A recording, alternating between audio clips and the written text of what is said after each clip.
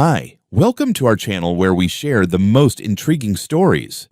When a quiet farmer discovers HOA trucks trespassing on his land, he doesn't call for help, he locks the gates. What starts as a property dispute spirals into sabotage, scandal, and a battle for truth that will shake the entire community. The clock is ticking.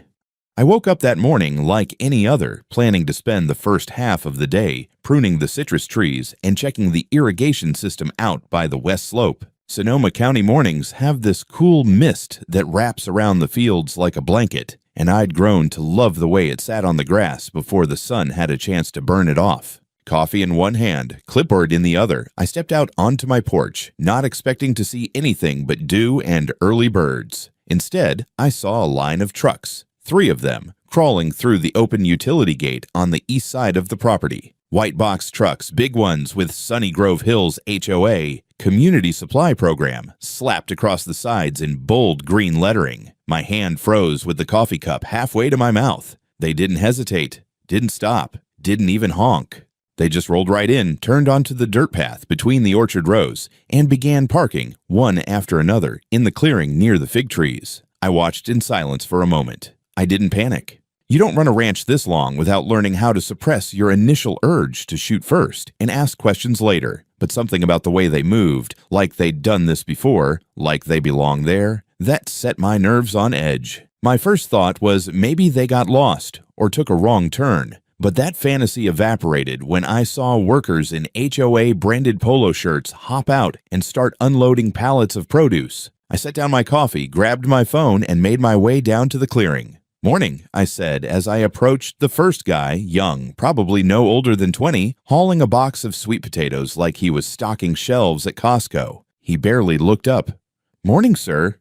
"Need help?" I asked, real casual. "Nah, we're good. We've done this setup a few times already." "This setup?"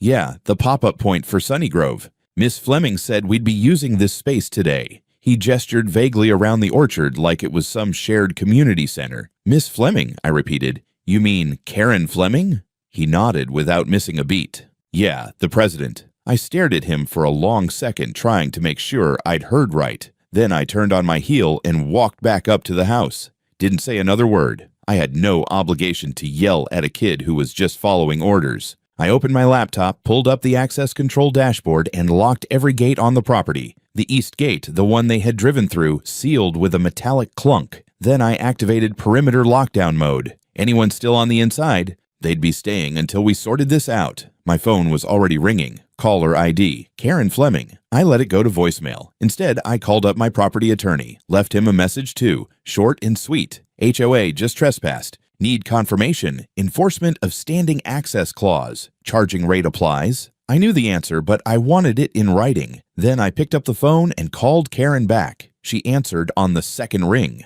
"Lincoln, hey, great to hear from you. You want to explain why there are 3 HOA trucks on my land right now." "Oh," she said, drawing the word out like it was a surprise birthday party. It's just a temporary arrangement. Our usual distribution site had a hiccup with permits, and we had to improvise. Your land is perfect, flat, accessible, and, well, frankly, underutilized. My land," I said slowly, "is not communal, Karen. It's private, commercially zoned, gated, and posted." I know," she said quickly, "but this is for the community. You're a part of us, aren't you? It's an emergency." "Emergency?" I scoffed. "You didn't even knock." "It was all very last minute. Come on, Lincoln. Do something good for the neighborhood."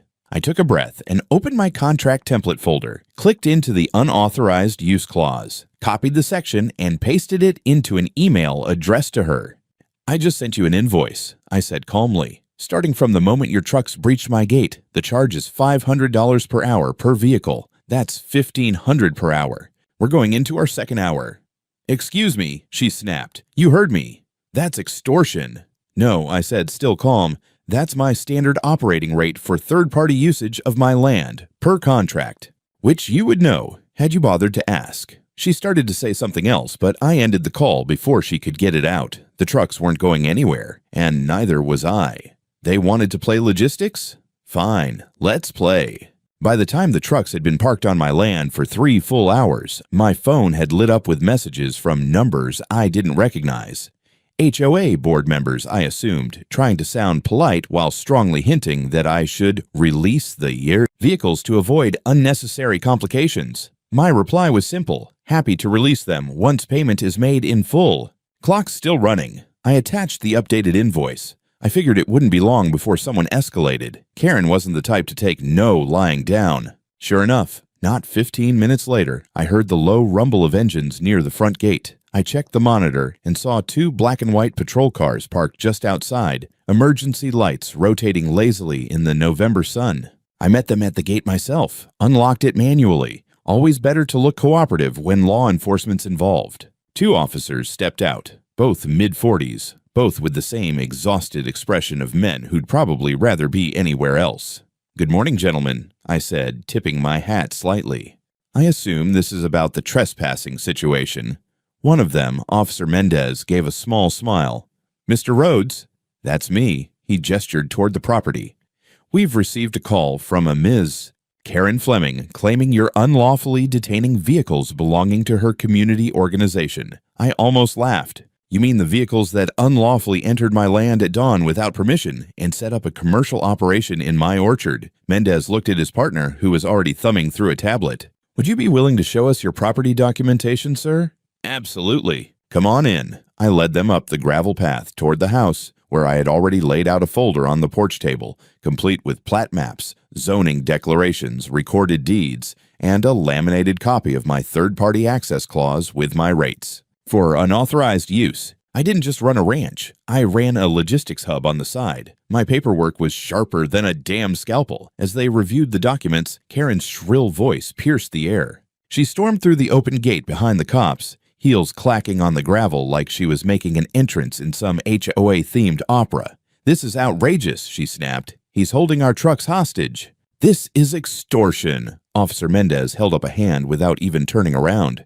"Ma'am, we're reviewing the property records." "They're community assets," she shrieked. "People are waiting for their deliveries." I glanced at the officers.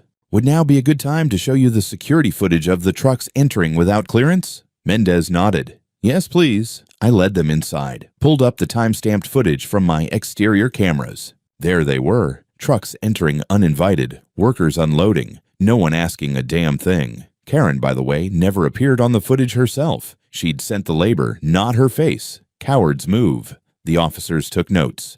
When we stepped back outside, the other officer, Miller, was already wrapping things up with dispatch over his radio. "Ms. Fleming," Mendez said, finally turning to her.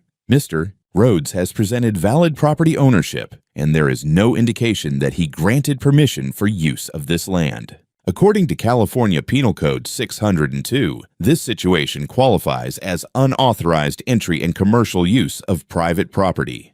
"You've got to be kidding," she muttered. "Ma'am," he continued, "he's not holding the trucks a hostage. He's enforcing his posted commercial terms. Your workers and vehicles entered without permission and set up what appears to be a retail distribution operation.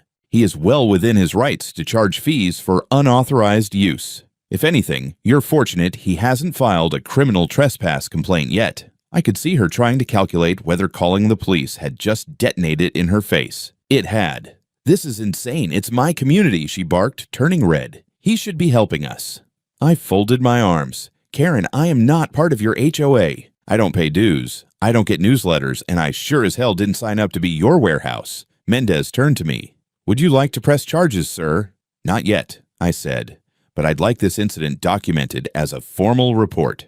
Trespass, unauthorized commercial activity, and attempted coercion." Miller nodded. "We'll file it today. You'll get a copy." Karen stood there, visibly vibrating. She opened her mouth again, then shut it, turned on her heel, and stormed back to her SUV. I walked the officers back to the gate. Before they left, Mendez said, "I've seen a lot of HOA drama, Mr. Rhodes, but this one's going in the weird file." I chuckled. "Appreciate the backup. Hope it doesn't get weirder." He gave me a knowing look. "It always gets weirder." As they pulled away, I looked out over the orchard. The truck sat still, like stranded cattle boxed in behind electronic gates, racking up their hourly fees. Clock was still ticking. The next morning, I woke up to find my inbox flooded. Emails, social media mentions, tags from local Facebook groups, all carrying the same tone. Outrage, not at Karen, at me, some genius from the HOA. And by some genius, I obviously mean Karen, had posted an open letter to the community, complete with a picture of the parked trucks taken from behind my fence and a headline that read, "Farmer blockades community food. Distribution, families go hungry." The body of the post was pure propaganda. Claimed that due to my selfish refusal to cooperate with an emergency food access initiative, dozens of families were going without essential supplies.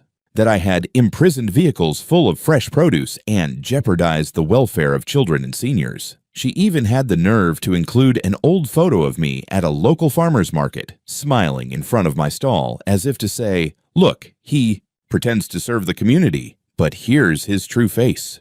My coffee went cold as I scrolled through the comments. Disgusting behavior. Hope the county fines him into the ground. Shouldn't be allowed to own land if you don't care about your neighbors. He's not one of us, never was. There were hundreds of them.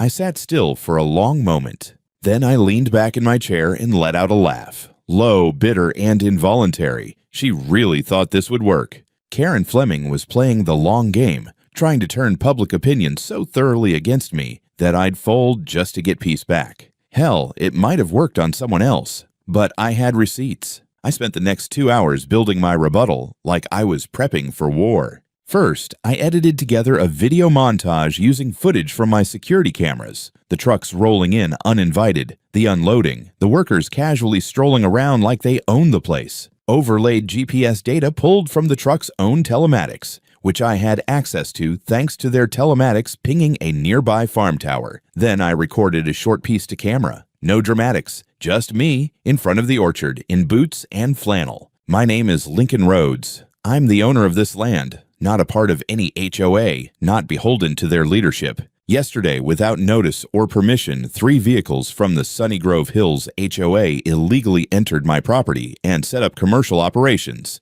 They did not ask. They did not rent. They assumed. And they were wrong. I attached the legal documents, zoning maps, video proof, timestamps, everything, uploaded it to my ranch's official page, my personal account, and cross-posted it to every forum, Facebook group, and community app I could think of. I titled it simply, HOA Trespasses, Cries Foul When Caught. Then I waited. It took about an hour before the comments started shifting. Wait, so they just drove in without asking? Why are they using private land for this? Not cool, Karen. This doesn't look like an emergency. This guy has everything documented. She really thought he wouldn't clap back. A few hours later, the first whistleblower popped up in the comments under Karen's original post. Username, Sunny Citizen. They wrote, "This wasn't an emergency. The original site fell through weeks ago, and she refused to pay for a permit elsewhere. She said she'd find someone dumb enough not to fight back. Guess she miscalculated." The comment exploded. People started asking questions. More anonymous accounts started hinting that this wasn't the first time Karen had repurposed other people's assets for HOA initiatives. Then came the DMs. One was from a local bakery owner who said Karen had once tried to commandeer their delivery bay during a HOA arts and crafts pop-up. Another from a guy who used to manage HOA vendor contracts said he'd seen some shady stuff, hinted that someone in the logistics pipeline was related to Karen. By sunset, Karen's post had more laugh reacts than likes. The HOA issued a neutral-sounding statement. "We are looking into the details of a misunderstanding involving logistics and community access and hope to reach a resolution soon. Translation, we're panicking." I sat on my porch that night with a tumbler of bourbon and a long view of the idle trucks still boxed into my orchard. They weren't going anywhere. And now, neither was the truth. The clock kept ticking. It was around 2 in the morning when the alarm tripped. I was dead asleep, but my security system doesn't ask politely. It screams. The motion sensor near the compost pile caught something, and the high-frequency outdoor alarm kicked in immediately. I jolted awake, heart pounding like a war drum, and scrambled to the monitor in my office, bare feet cold against the floor. There, in grainy black and white, was a figure in a dark hoodie moving toward the compost heap. They were carrying something, small canister, maybe a bottle, and crouched low, pouring it around like it was gasoline, and then they lit it. The flame didn't roar. It sizzled. The top layer of dry mulch caught quickly, sending up thick, oily smoke into the cold night air. Whoever it was didn't stick around to admire their work. They bolted the second it flared, but not fast enough. My front driveway cam caught them at just the right angle. It was Karen, hood down, ponytail swinging, unmistakable walk like she was storming out of a PTA meeting. I hit the fire suppression system manually and sprinted out the back door with an extinguisher. By the time I got there, the smoke was thick, but the fire hadn't spread. It was more of a statement than an actual arson attempt, a message, not a torch job. I put it out in under 5 minutes, but the smell, lingering, sharp, chemical, obvious. I didn't even need to think. I called it in. By 4 a.m., a deputy from the county sheriff's office was on my property, flashlight sweeping across the charred compost, asking polite but increasingly concerned questions. I showed him the footage. He watched it twice. No commentary, just a slow shake of the head. She really thought this wouldn't leave a trail. She thought I wouldn't press. I said, "We'll file this under attempted vandalism," he told me, "and possibly illegal dumping of hazardous material. We'll start a report." That would have been enough for one night, but Karen wasn't done. At 9:15 a.m. sharp, a fire inspector showed up, unannounced. Claimed he'd received an anonymous tip about improper storage of flammable materials near residential zones. Said someone had submitted photographs showing open burning activity. Seriously, I asked, already pulling out my phone.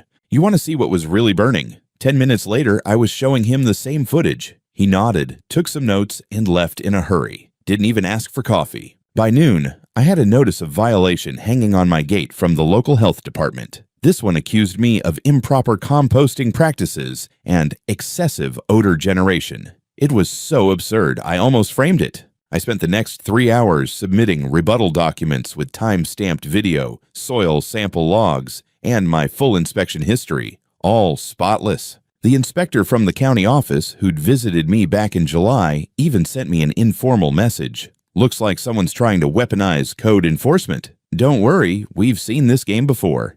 But I was tired of defense, so I went on offense. That evening, I got another message from Sunny Citizen. This time, it was a zip file. Inside, internal HOA emails, drafted by Karen. Some were frantic, her complaining that the trucks were still trapped, blaming her logistics team. Others were more damning. One showed her writing, "I told you roads would cave. We've used his land before, and he never raised a stink. He's bluffing." Another, "If he wants to charge us, fine. I'll flood him with inspections. We'll find a violation. Everyone has something." And the best of all was a screenshot of her forwarding a permit rejection email to her assistant with the words, "Whatever, just send the trucks to Lincoln." It's not like he uses that orchard for anything useful. My jaw clenched. My orchard wasn't just useful, it was sacred. My late wife had planted those fig trees. That land meant something. That night, bourbon in hand, I added all the documents to my evidence folder. I backed everything up twice. Karen had officially crossed the line. She thought she could scorch the earth to cover her tracks, but the cameras didn't lie. And I wasn't done counting. The clock was still ticking. By the next morning, I was officially in siege mode. The orchard was still locked down. The trucks still parked like props in some absurd HOA-themed performance art piece. And my inbox had turned into a war room. Between legal updates from my attorney, messages from other local business owners suddenly eager to share their horror stories about Karen, and an ever-growing stream of community gossip, I barely had time to finish my breakfast. Then I got the message that changed everything. It was from a private email, no name, just a burner Gmail address and the subject line. "I want her gone. Let's talk." The message was short. "You don't know me yet, but I know Karen.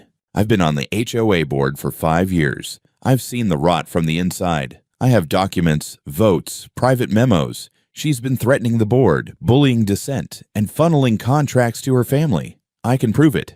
But I won't go public until I know you're serious. Meet me. Discretion required." He signed it only with a name, David C. I sat back in my chair and exhaled slowly. David C.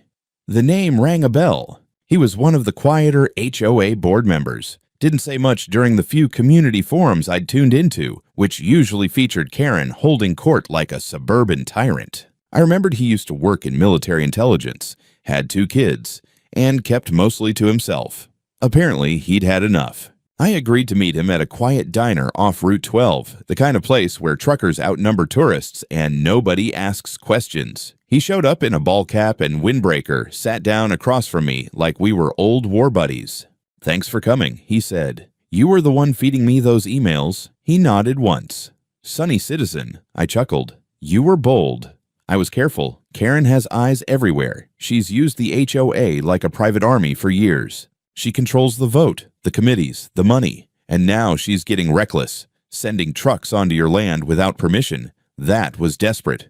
"And the fire?" I asked. His jaw tightened. "I heard. I didn't think she'd go that far." "She's spiraling," I said. "She's cornered," he corrected. "And she knows it." Then he handed me a flash drive and a folder. Real paper, stapled and highlighted. Inside, a full vote log showing how Karen overrode protocol to authorize the supply drop site switch. She never notified the full board. She forged a vote count. Multiple internal messages showed her threatening to remove members who opposed her. One email was just a screenshot of a zoning rejection with the words, "I'm done waiting for permission. We'll use roads. If he fights back, we crush him." And then the kicker, a contract between the HOA and a logistics firm called Green Path Freight, signed by Karen herself, registered to a P.O. box in Nebraska. Her nephew, David said. He doesn't even live in California. It's a shell. She's been skimming off supply runs for over a year. "Why now?" I asked. "Why bring this to me?" "Because you did what the rest of us were too afraid to do. Say no. Publicly. With teeth. You've got momentum, and I'm sick of serving under a tyrant who acts like she's queen of cul-de-sacs." I sat with that for a minute. "You want her out?" I asked. "I want her finished," he said. "But we do it clean, legal, transparent. We call a board vote. I've got the numbers, barely, but with your evidence and the public backlash, she won't survive it." He paused, then added, "But I'm not going public until I know you're not going to let this fade." I looked him in the eye. "She tried to burn my land and slandered me in front of the whole damn county. I'm not going anywhere." David nodded once and stood up. "Then we're aligned." We parted without a handshake. Too risky. That evening, I forwarded the entire packet to my lawyer. Told him to prepare an amended civil complaint, now with claims of fraud, forgery, and conspiracy to commit unlawful entry. I also shared everything with a journalist I knew at the Sonoma Press-Gazette. Off the record. For now. I wanted her primed. When this went public, it was going to explode. And the best part? The trucks were still trapped. Every hour the bill climbed, clocks still ticking. Courtrooms are strange places, sterile beige, humming with quiet tension. On the outside, they look like any other government building, but inside, they're arenas. And on that morning, I walked into mine with a full arsenal. The case was officially titled Rhodes vs. Sunny Grove Hills HOA et al. My attorney called it a straightforward property rights dispute, but we both knew it was a powder keg wrapped in a legal proceeding. Karen arrived late, of course. Clicked in through the back doors like she was making a grand entrance, flanked by two attorneys in charcoal suits and that smug expression she'd patented over the years. The one that said, "This is beneath me, but I'm here anyway." She didn't look at me as she passed. Probably couldn't. The judge was a stern woman in her 60s. Sharp, no nonsense. She glanced through the case file like she was speed reading a menu, then looked up and said, "Let's begin." My lawyer opened with the basics. Clear property lines, confirmed zoning, no shared community agreements, and proof that I was not and had never been under the jurisdiction of Sunny Grove Hills HOA. Then came the evidence. We showed footage of the trucks rolling through my gates without permission, time-stamped, high resolution, no audio needed. We presented GPS records verifying the exact paths the trucks took to reach my land. Pulled from public fleet records. Then we dropped the real hammer, the footage of Karen, hooded and alone, setting fire to my compost pile like a low-budget eco-terrorist. The courtroom went quiet when that clip played. You could have heard a fly land on the bench. Karen's lawyer objected, irrelevant to the civil matter, but the judge allowed it, noting that it demonstrated potential motive, pattern of retaliation, and character conduct. Karen didn't blink, but her jaw clenched so tight I thought her teeth might crack. Then came the emails, the ones David had handed me. My attorney narrated them like a prosecutor reading confessions. Her admission that she used my land without permission, the threats to board members, the plan to crush opposition, the logistics contracts awarded to her out-of-state nephews, company, shell game, fraud, coercion. We laid it all bare. Karen's lawyers tried to pivot, claim it was all a misunderstanding, that she'd been forced into quick decisions due to logistical constraints. But the judge wasn't buying it. She interrupted one of their longer monologues with, "Your client committed multiple violations of property law, lied to her own board, and retaliated with malicious intent. This isn't a misunderstanding. This is a pattern." Then came the moment no one was prepared for. Just before closing arguments, the court clerk passed a note to the judge. She read it, blinked, and said, "It appears the HOA has submitted a last-minute change in leadership certification." Karen turned toward the back of the courtroom like someone had just stabbed her. I turned too and saw David Costa standing near the door, dressed in a gray suit, calm, collected, holding a briefcase. Behind him, 2 other board members stood, the quiet ones, the ones Karen thought she had silenced. The judge asked, "Mr. Costa, you've been elected interim president of the Sunny Grove Hills HOA."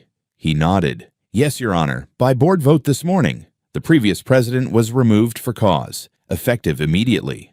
Karen's mouth opened. Nothing came out.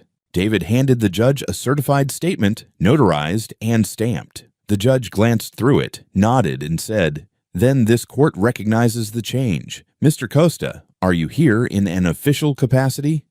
"I am," he said. "And I'd like to confirm that we are withdrawing any claims of right to Mr. Rhodes's land. Furthermore, we acknowledge our organization's trespass and misuse of property, and we intend to comply fully with the court's ruling."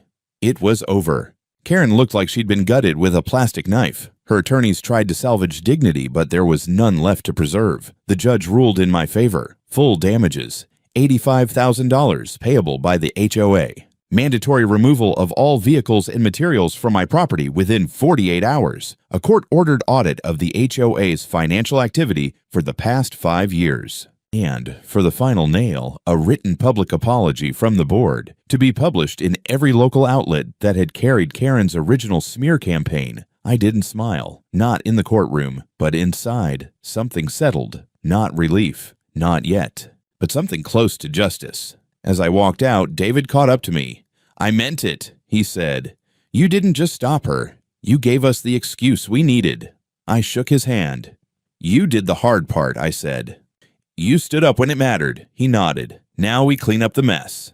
The trucks were gone within the next day, but I wasn't done just yet. Clock stopped.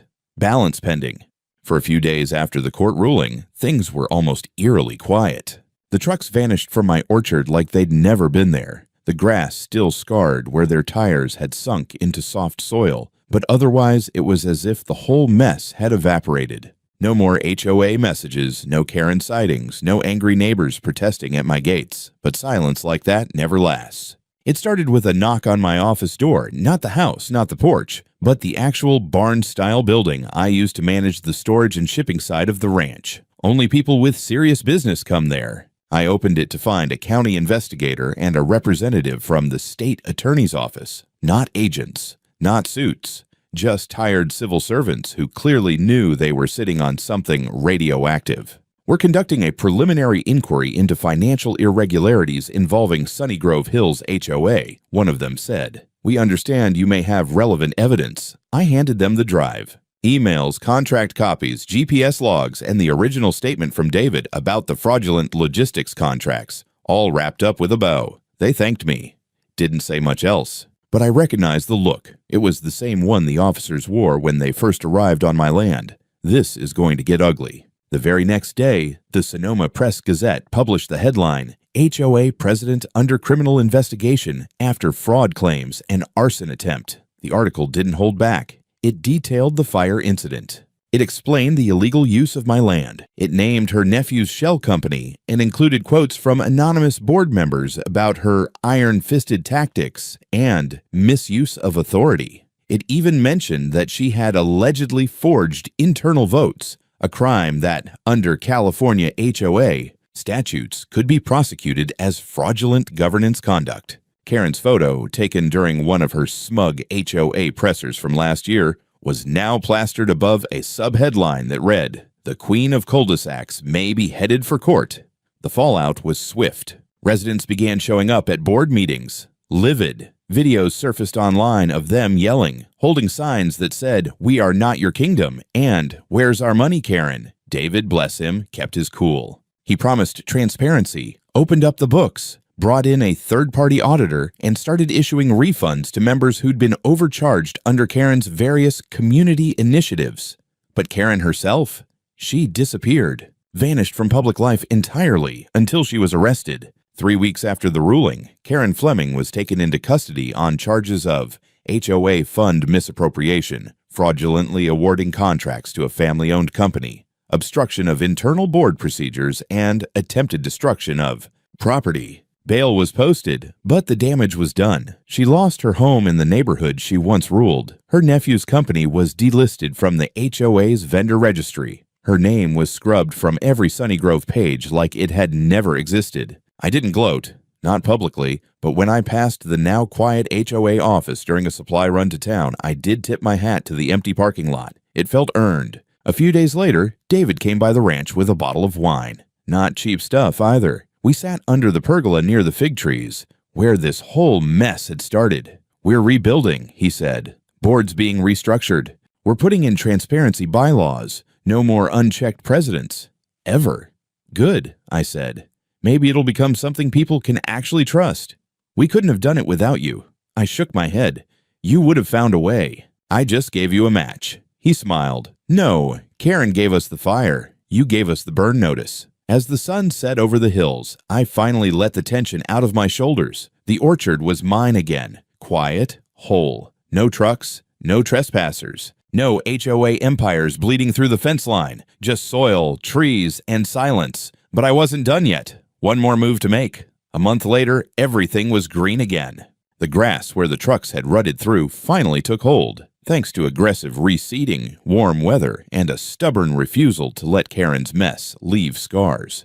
The fig trees were back to stretching properly under the winter sun, and the irrigation lines hummed like a sleeping giant just under the dirt. Peace didn't come all at once. It settled in slowly, like fog rolling down the hill at dawn. And I made one final change. It was a metal sign, custom forged, painted matte black with raised white lettering. I bolted it to the gatepost by the east access road, the same gate the HOA trucks had invaded through that morning when this all began. It read, "Private property not affiliated with any HOA. Trespassing includes vehicles. Unauthorized parking will be invoiced immediately." Below that, "Clock starts when you enter." It wasn't just a warning. It was a damn line in the sand. But that wasn't the only shift. Inspired by the chaos, and maybe out of a small, stubborn sense of spite, I expanded the ranch's operations. I opened a public-facing farm stand on Saturdays and Sundays, not under any HOA regulation, not tied to Sunny Grove, just clean produce, handmade goods, local vendors.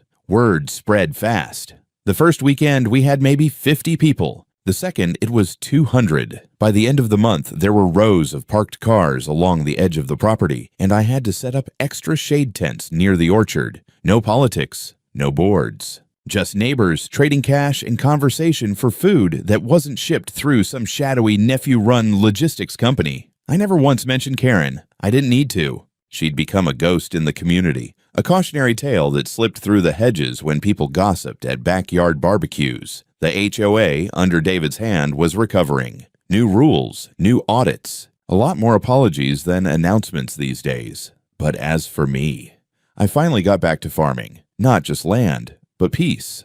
I fixed up the old grape press near the barn, planted an extra row of mandarins by the southern fence, rebuilt the little pond the trucks had splashed mud through. Nothing dramatic, just acts of quiet reclamation. And every once in a while, someone would stop by the stand and ask, "Hey, weren't you the guy who—" I'd smile. "Nope," I'd say, "I'm just the guy who grows figs." But when I walked past that gate, the east gate, the one with the scars, I always slowed down and looked at the camera, because the truth is, you never know what's coming through it next. But you can be damn sure it knows what it's walking into.